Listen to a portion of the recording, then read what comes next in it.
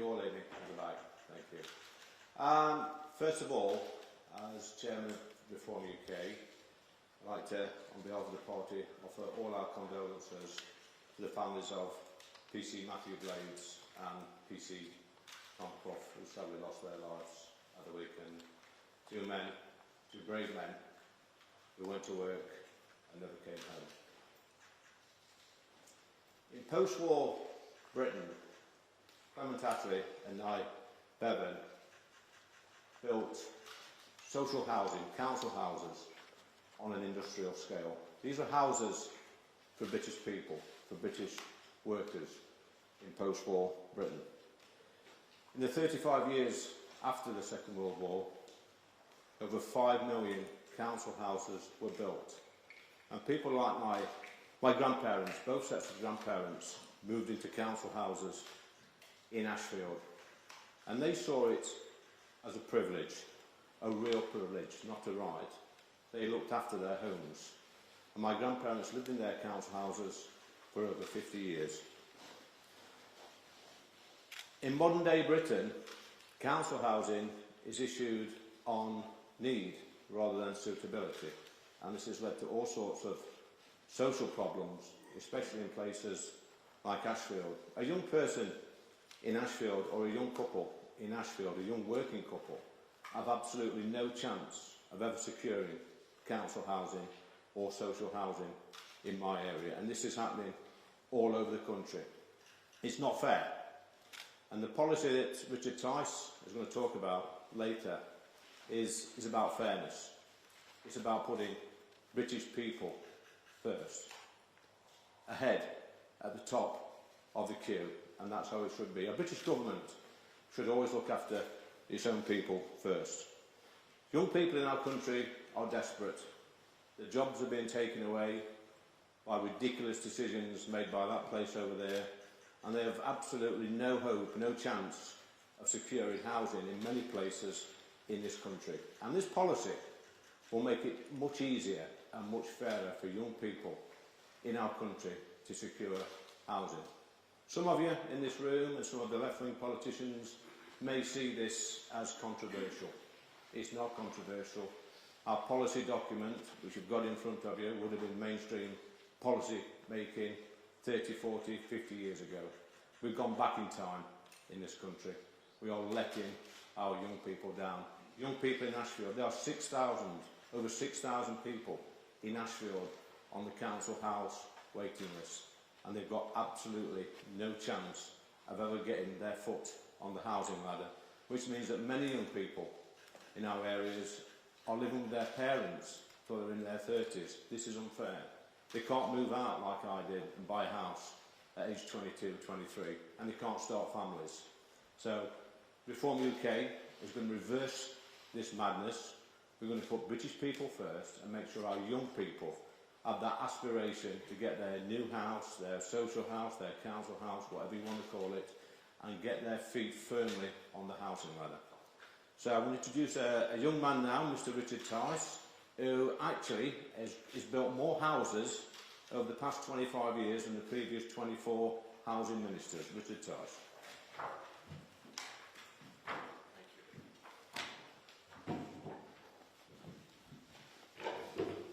Thank you, Lee, and good morning, everybody. And it's appropriate to be here at the Royal Institute of Chartered Surveyors, an institution that's involved in valuing and telling us the cost of building homes in order to talk about the crisis in affordable social housing. The reality is that affordable social housing in this country is broken. There is a desperate, desperate shortage. And we've got 1.3 million people on the waiting list. Now, back in the early 1980s, one of my first jobs was digging trenches on a construction site. And in a sense, that's who I am. I'm a builder. And as Lee said, I have built thousands of homes and companies that I've run.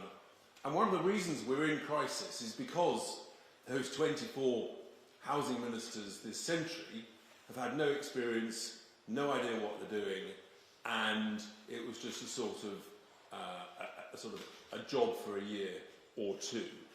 And so we've ended up with a desperate shortage of affordable housing, council housing, and it's got worse and worse. And in the document you've got in front of you, there is a graph that shows the complete collapse of the construction of affordable social housing.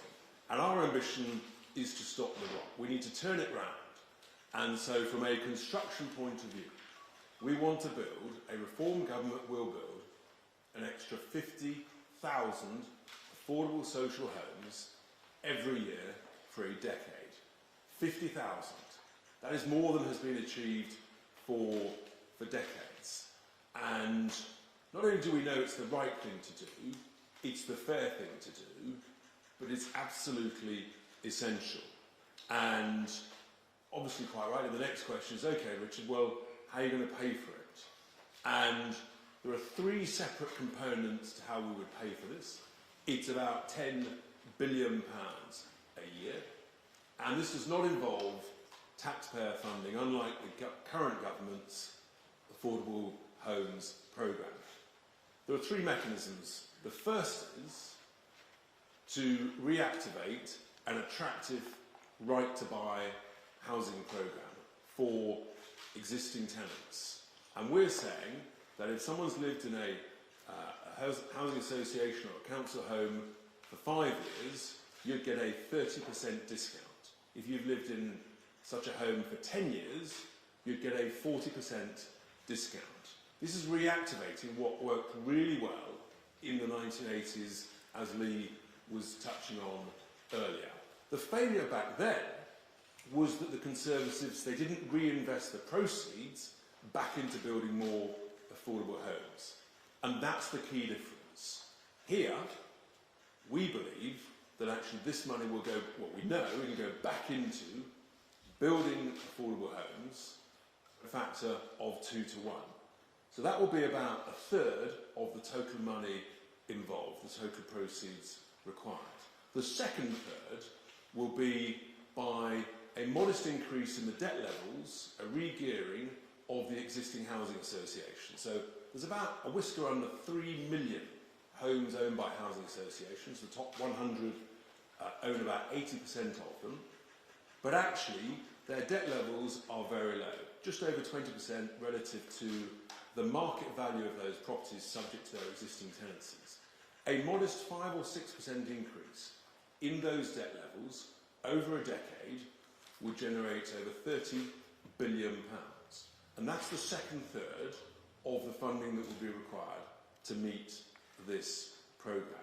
And housing associations are well placed to deliver the construction of these homes because actually, in a sense, on a too small a scale, that's what they've been doing to date. They've been distracted a bit recently, but they would be well placed to deliver the bulk of these homes. The final third of how to fund this is through my proposed British Sovereign Wealth Fund, which I talked about first earlier this year, which is the reorganisation of the badly managed, underperforming local government pension schemes. The cumulative value of the LGPS, as at March 26, is £500 billion. By the time of the next general election, if that's as late as 2029, that's likely to be approaching £600 billion. A modest 5% of that, again, would yield some £30 billion, and that would be the final third of the funding of this affordable housing programme. And the combination of that, done in joint ventures, primarily using the housing associations as the delivery mechanism, along with some specialist house builders who focus on affordable housing, that's how we can get these homes built. And I just know that with people who understand construction, who understand how to set up joint ventures, who understand how to do construction finance, we can do this. Some people say it can't be done. We just don't accept that defeatist attitude. We can do it, and we must do it. It's absolutely essential to overcome the crisis we're in. The cost of building homes at the moment is far too high. One of the key reasons for that is the restrictions and obligations and extra costs of net zero on new housing. The cost of a heat pump in a new home is £15,000 more than a good old-fashioned boiler. And there are other significant costs, extra restrictions and regulations on the cost of building new homes that is not necessary. And it's having a devastating effect on the viability of new home building. House builders, literally week in, week out, they say to me, not only is the problem with the market, Richard, but the cost of new buildings, all of the restrictions, the biodiversity net gains, the nutrient neutrality, it's not helping young British workers, deserving people, get a new home. And we think, that's the most important thing. So, whilst the Labour Party talks a good game about building an affordable homes programme, the reality is they're missing all their targets by a country mile. And the Labour Party, supposedly looking after workers, are actually doing exactly the opposite. They're literally withdrawing from a right to buy programme. They're making it so restrictive, almost nobody will buy. Whereas our plans is to make a right to buy a seriously attractive policy once again. And we know historically that those who buy their own home will invest in it, they will look after it, they will be a great beacon of responsibility and exemplar on their street, in their neighbourhood, and more people will say, yeah, that's the right thing to do. Getting on the ladder, investing in your homes, and we know it works. It was a great success in the 80s and 90s. The mistake was not building more. This plan is about building, over a decade, another 500,000 affordable social homes. It's the right thing to do. The next question, of course, is, okay, having built them, actually what's the allocation process? Who is sort of first in the queue? And look, in a sense, we'd rather there wasn't a queue at all. But the reality is we've got 1.3 million people in the queue.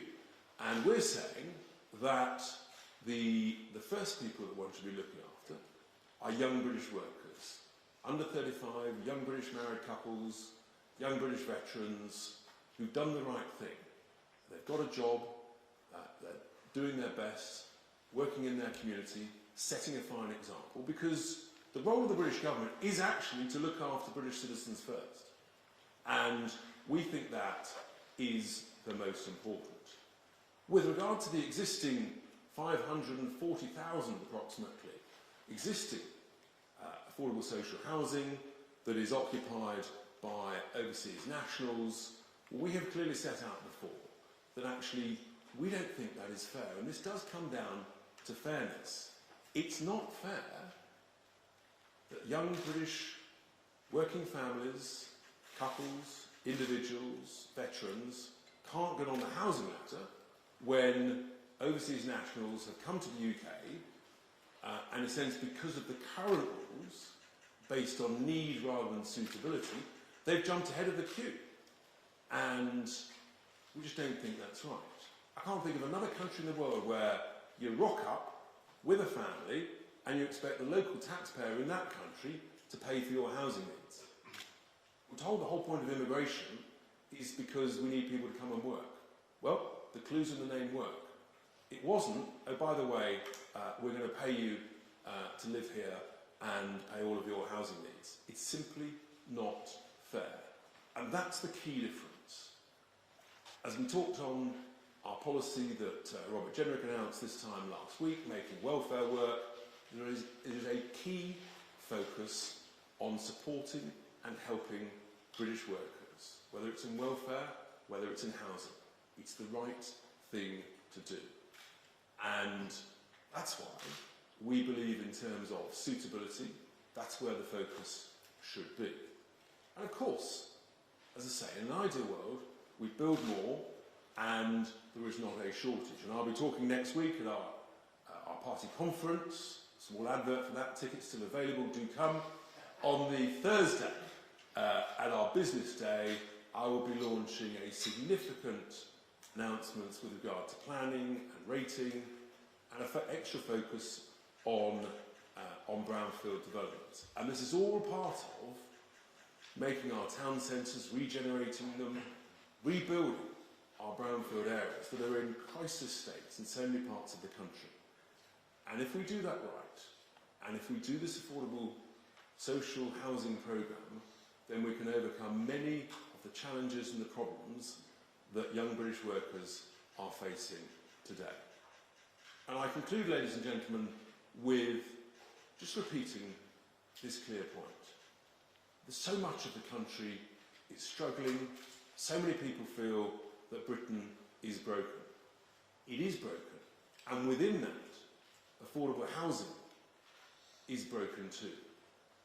We've got the experience, the know-how, we know that reform can fix it. And fix it we must.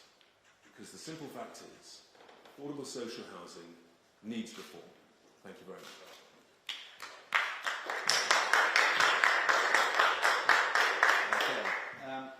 Is this working? Yep. We will now take some questions.